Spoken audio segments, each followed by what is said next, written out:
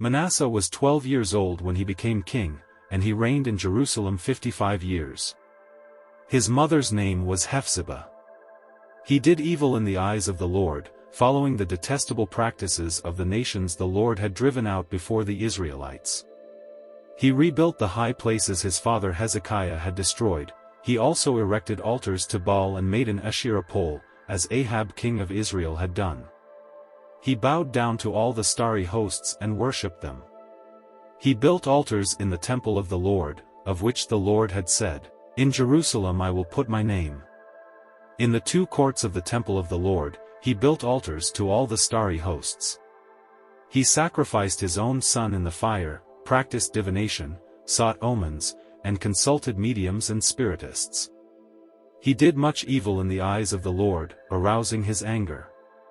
He took the carved Asherah pole he had made and put it in the temple, of which the Lord had said to David and to his son Solomon, "In this temple and in Jerusalem, which I have chosen out of all the tribes of Israel, I will put my name forever. I will not again make the feet of the Israelites wander from the land I gave their ancestors, if only they will be careful to do everything I commanded them and will keep the whole law that my servant Moses gave them." But the people did not listen. Manasseh led them astray, so that they did more evil than the nations the Lord had destroyed before the Israelites. The Lord said through his servants the prophets, "Manasseh king of Judah has committed these detestable sins.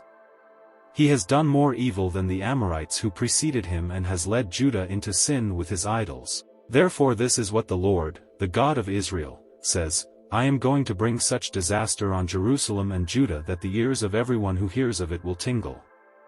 I will stretch out over Jerusalem the measuring line used against Samaria and the plumb line used against the house of Ahab. I will wipe out Jerusalem as one wipes a dish, wiping it and turning it upside down. I will forsake the remnant of my inheritance and give them into the hands of enemies. They will be looted and plundered by all their enemies. They have done evil in my eyes and have aroused my anger from the day their ancestors came out of Egypt until this day. Moreover, Manasseh also shed so much innocent blood that he filled Jerusalem from end to end, besides the sin that he had caused Judah to commit, so that they did evil in the eyes of the Lord. As for the other events of Manasseh's reign, and all he did, including the sin he committed, are they not written in the book of the annals of the kings of Judah? Manasseh rested with his ancestors and was buried in his palace garden, the garden of Uzzah, and Amon his son succeeded him as king. Amon was 22 years old when he became king, and he reigned in Jerusalem 2 years. His mother's name was Meshullemeth daughter of Haruz, she was from Jotbah. He did evil in the eyes of the Lord, as his father Manasseh had done. He followed completely the ways of his father, worshipping the idols his father had worshipped, and bowing down to them. He forsook the Lord, the God of his ancestors, and did not walk in obedience to him.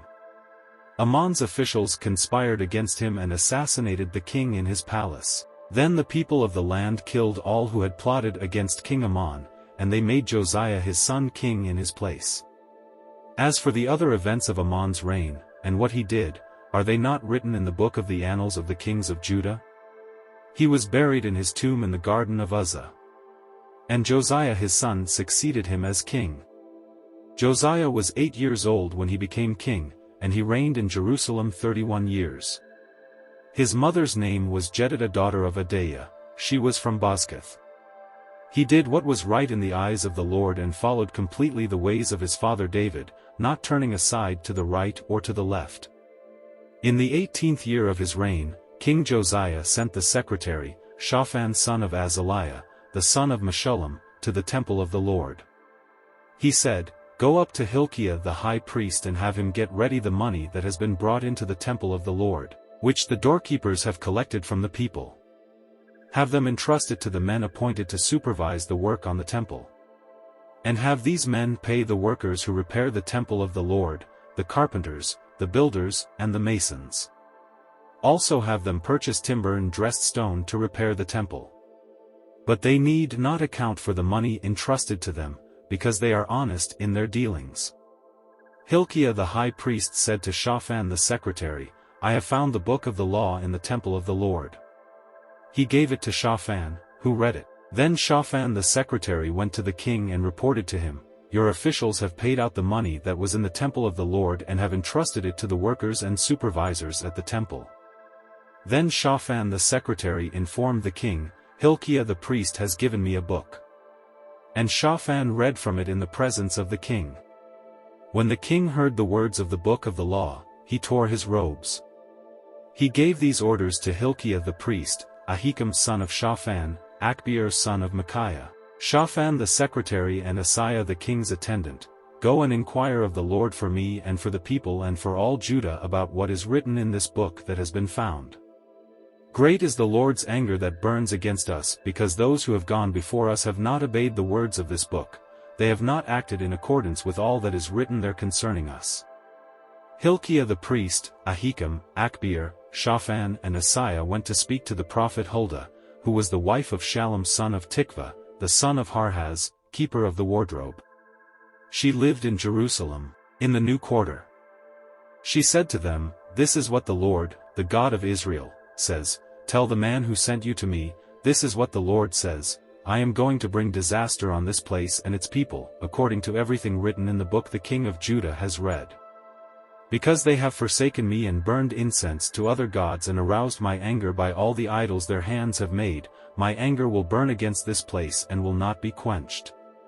Tell the king of Judah, who sent you to inquire of the Lord, this is what the Lord, the God of Israel, says concerning the words you heard, because your heart was responsive and you humbled yourself before the Lord when you heard what I have spoken against this place and its people, that they would become a curse and be laid waste, and because you tore your robes and wept in my presence, I also have heard you, declares the Lord. Therefore I will gather you to your ancestors, and you will be buried in peace. Your eyes will not see all the disaster I am going to bring on this place." So they took her answer back to the king. Then the king called together all the elders of Judah and Jerusalem. He went up to the temple of the Lord with the people of Judah, the inhabitants of Jerusalem, the priests and the prophets, all the people from the least to the greatest. He read in their hearing all the words of the book of the covenant, which had been found in the temple of the Lord. The king stood by the pillar and renewed the covenant in the presence of the Lord, to follow the Lord and keep his commands, statutes, and decrees with all his heart and all his soul, thus confirming the words of the covenant written in this book. Then all the people pledged themselves to the covenant. The king ordered Hilkiah the high priest, the priests next in rank and the doorkeepers to remove from the temple of the Lord all the articles made for Baal and Asherah and all the starry hosts. He burned them outside Jerusalem in the fields of the Kidron Valley and took the ashes to Bethel. He did away with the idolatrous priests appointed by the kings of Judah to burn incense on the high places of the towns of Judah and on those around Jerusalem, those who burned incense to Baal, to the sun and moon, to the constellations and to all the starry hosts.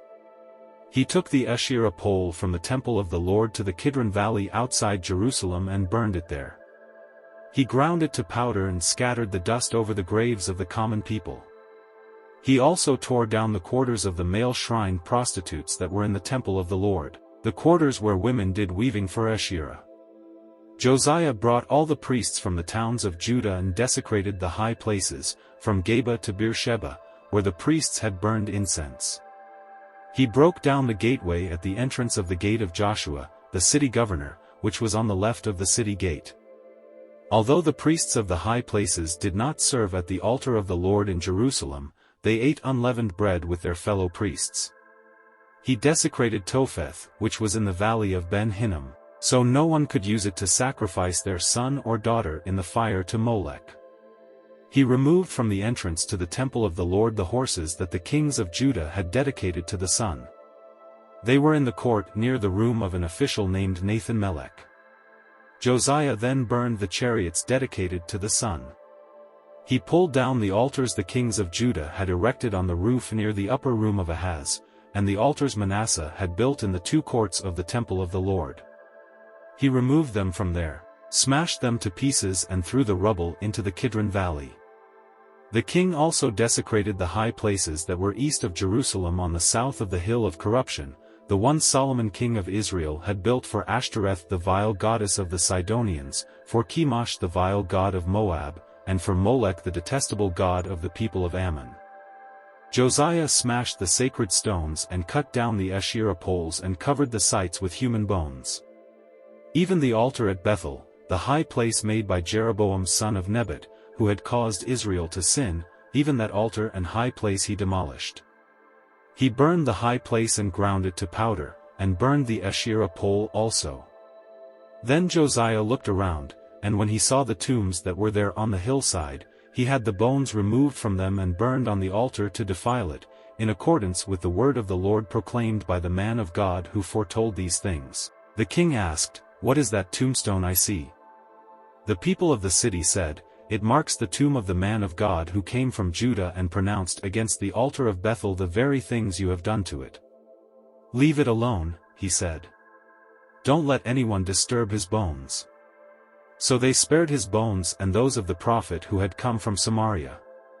Just as he had done at Bethel, Josiah removed all the shrines at the high places that the kings of Israel had built in the towns of Samaria and that had aroused the Lord's anger. Josiah slaughtered all the priests of those high places on the altars and burned human bones on them.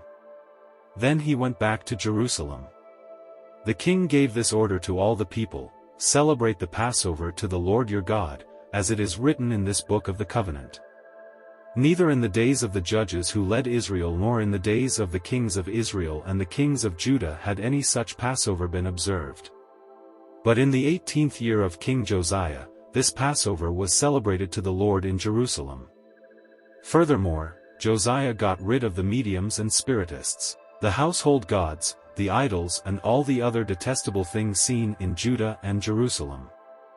This he did to fulfill the requirements of the law written in the book that Hilkiah the priest had discovered in the temple of the Lord. Neither before nor after Josiah was there a king like him who turned to the Lord as he did, with all his heart and with all his soul and with all his strength, in accordance with all the law of Moses. Nevertheless, the Lord did not turn away from the heat of his fierce anger, which burned against Judah because of all that Manasseh had done to arouse his anger. So the Lord said, "I will remove Judah also from my presence as I removed Israel, and I will reject Jerusalem, the city I chose, and this temple, about which I said, my name shall be there." As for the other events of Josiah's reign, and all he did, are they not written in the book of the annals of the kings of Judah? While Josiah was king, Pharaoh Necho king of Egypt went up to the Euphrates River to help the king of Assyria. King Josiah marched out to meet him in battle, but Necho faced him and killed him at Megiddo. Josiah's servants brought his body in a chariot from Megiddo to Jerusalem and buried him in his own tomb. And the people of the land took Jehoahaz son of Josiah and anointed him and made him king in place of his father. Jehoahaz was 23 years old when he became king, and he reigned in Jerusalem 3 months. His mother's name was Hamutal daughter of Jeremiah, she was from Libnah. He did evil in the eyes of the Lord, just as his predecessors had done. Pharaoh Necho put him in chains at Riblah in the land of Hamath so that he might not reign in Jerusalem, and he imposed on Judah a levy of 100 talents of silver and a talent of gold. Pharaoh Necho made Eliakim son of Josiah king in place of his father Josiah and changed Eliakim's name to Jehoiakim. But he took Jehoahaz and carried him off to Egypt, and there he died. Jehoiakim paid Pharaoh Necho the silver and gold he demanded. In order to do so, he taxed the land and exacted the silver and gold from the people of the land according to their assessments. Jehoiakim was 25 years old when he became king, and he reigned in Jerusalem 11 years. His mother's name was Zebidah daughter of Pedaiah, she was from Rumah, and he did evil in the eyes of the Lord, just as his predecessors had done. During Jehoiakim's reign, Nebuchadnezzar king of Babylon invaded the land, and Jehoiakim became his vassal for 3 years. But then he turned against Nebuchadnezzar and rebelled. The Lord sent Babylonian, Aramean, Moabite and Ammonite raiders against him to destroy Judah, in accordance with the word of the Lord proclaimed by his servants the prophets. Surely these things happened to Judah according to the Lord's command, in order to remove them from his presence because of the sins of Manasseh and all he had done, including the shedding of innocent blood. For he had filled Jerusalem with innocent blood, and the Lord was not willing to forgive. As for the other events of Jehoiakim's reign, and all he did, are they not written in the book of the annals of the kings of Judah? Jehoiakim rested with his ancestors. And Jehoiakim his son succeeded him as king. The king of Egypt did not march out from his own country again, because the king of Babylon had taken all his territory, from the Wadi of Egypt to the Euphrates River. Jehoiakim was 18 years old when he became king, and he reigned in Jerusalem 3 months. His mother's name was Nehushta, daughter of Elnathan. She was from Jerusalem. He did evil in the eyes of the Lord, just as his father had done. At that time the officers of Nebuchadnezzar king of Babylon advanced on Jerusalem and laid siege to it, and Nebuchadnezzar himself came up to the city while his officers were besieging it. Jehoiakim king of Judah, his mother, his attendants, his nobles and his officials all surrendered to him. In the 8th year of the reign of the king of Babylon, he took Jehoiakim prisoner. As the Lord had declared, Nebuchadnezzar removed the treasures from the temple of the Lord and from the royal palace, and cut up the gold articles that Solomon king of Israel had made for the temple of the Lord. He carried all Jerusalem into exile, all the officers and fighting men, and all the skilled workers and artisans, a total of 10,000. Only the poorest people of the land were left. Nebuchadnezzar took Jehoiakim captive to Babylon. He also took from Jerusalem to Babylon the king's mother, his wives, his officials, and the prominent people of the land. The king of Babylon also deported to Babylon the entire force of 7,000 fighting men, strong and fit for war, and 1,000 skilled workers and artisans. He made Mattaniah, Jehoiakim's uncle, king in his place and changed his name to Zedekiah. Zedekiah was 21 years old when he became king, and he reigned in Jerusalem 11 years. His mother's name was Hamutal, daughter of Jeremiah. She was from Libnah. He did evil in the eyes of the Lord, just as Jehoiakim had done. It was because of the Lord's anger that all this happened to Jerusalem and Judah, and in the end he thrust them from his presence. Now Zedekiah rebelled against the king of Babylon. So in the 9th year of Zedekiah's reign, on the 10th day of the 10th month, Nebuchadnezzar king of Babylon marched against Jerusalem with his whole army. He encamped outside the city and built siege works all around it. The city was kept under siege until the 11th year of King Zedekiah. By the 9th day of the 4th month the famine in the city had become so severe that there was no food for the people to eat. Then the city wall was broken through, and the whole army fled at night through the gate between the 2 walls near the king's garden, though the Babylonians were surrounding the city. They fled toward the Arabah, but the Babylonian army pursued the king and overtook him in the plains of Jericho. All his soldiers were separated from him and scattered, and he was captured. He was taken to the king of Babylon at Riblah, where sentence was pronounced on him. They killed the sons of Zedekiah before his eyes. Then they put out his eyes, bound him with bronze shackles and took him to Babylon. On the 7th day of the 5th month, in the 19th year of Nebuchadnezzar king of Babylon, Nebuzaradan commander of the imperial guard, an official of the king of Babylon, came to Jerusalem. He set fire to the temple of the Lord, the royal palace and all the houses of Jerusalem. Every important building he burned down. The whole Babylonian army under the commander of the imperial guard broke down the walls around Jerusalem. Nebuzaradan the commander of the guard carried into exile the people who remained in the city, along with the rest of the populace and those who had deserted to the king of Babylon. But the commander left behind some of the poorest people of the land to work the vineyards and fields. The Babylonians broke up the bronze pillars, the movable stands and the bronze sea that were at the temple of the Lord, and they carried the bronze to Babylon. They also took away the pots, shovels, wick trimmers, dishes and all the bronze articles used in the temple service. The commander of the imperial guard took away the censers and sprinkling bowls, all that were made of pure gold or silver.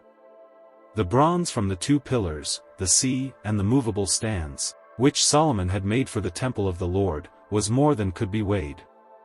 Each pillar was 18 cubits high. The bronze capital on top of one pillar was 3 cubits high and was decorated with a network and pomegranates of bronze all around. The other pillar, with its network, was similar. The commander of the guard took as prisoners Seraiah the chief priest, Zephaniah the priest next in rank, and the 3 doorkeepers. Of those still in the city, he took the officer in charge of the fighting men, and 5 royal advisers. He also took the secretary who was chief officer in charge of conscripting the people of the land, and 60 of the conscripts who were found in the city. Nebuzaradan the commander took them all and brought them to the king of Babylon at Riblah. There at Riblah, in the land of Hamath, the king had them executed. So Judah went into captivity, away from her land. Nebuchadnezzar king of Babylon appointed Gedaliah son of Ahikam, the son of Shaphan, to be over the people he had left behind in Judah. When all the army officers and their men heard that the king of Babylon had appointed Gedaliah as governor, they came to Gedaliah at Mizpah, Ishmael son of Nethaniah, Johanan son of Kareah, Seraiah son of Tanhumeth the Netophathite, Jazaniah the son of the Maacathite, and their men. Gedaliah took an oath to reassure them and their men. "Do not be afraid of the Babylonian officials," he said. "Settle down in the land and serve the king of Babylon, and it will go well with you." In the 7th month, however, Ishmael son of Nethaniah, the son of Elishama, who was of royal blood, came with 10 men and assassinated Gedaliah and also the men of Judah and the Babylonians who were with him at Mizpah. At this, all the people from the least to the greatest, together with the army officers, fled to Egypt for fear of the Babylonians. In the 37th year of the exile of Jehoiakim king of Judah, in the year Marduk became king of Babylon, he released Jehoiakim king of Judah from prison. He did this on the 27th day of the 12th month. He spoke kindly to him and gave him a seat of honor higher than those of the other kings who were with him in Babylon. So Jehoiakim put aside his prison clothes and for the rest of his life ate regularly at the king's table. Day by day the king gave Jehoiakim a regular allowance as long as he lived.